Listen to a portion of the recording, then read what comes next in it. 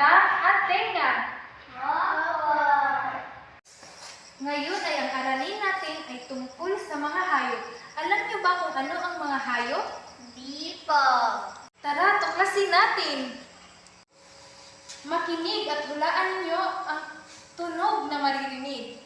Opo. Sabihin kung anong hayop ito. Opo. Meh! Teacher.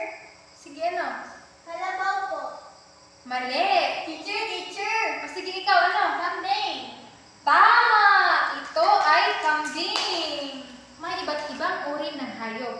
May alagang hayop. Ang mga alagang hayop ay kagaya ng pusa at aso.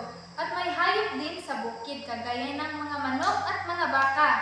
Ganun po ba, teacher? Oo, tama. Ganun nga. Tingnan natin ang mga larawang ito. Tukuyin natin kung saan ito nakatira at ano ang mga pangalan nila. Teacher. Sige. Ano po, nagbabantay po sa bahay at nagbabantay sa mga masasamang tao. Saan ito nakatira? Sa bahay. Ano ang pangalan nito?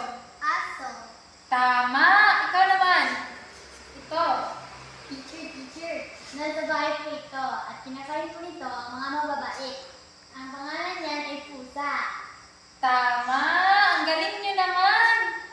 Pumili kayo ng isang hayop at sabihin kung bakit ninyo ito gusto. Okay ba?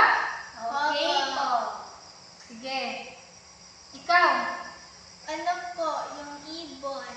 Kasi kumakanta sila. Wow, ikaw naman. Ano po, tiger. Kasi sila yung mga malalakas. Tama! Ang galing niyo naman! Ngayon ay magbibigay ako ng gawain sa inyo. Kumuha kayo ng papel at iguhit niyo kung anong hayop at isulat ito kung saan nakatira at kung bakit ninyo ito gusto. Apa, teacher?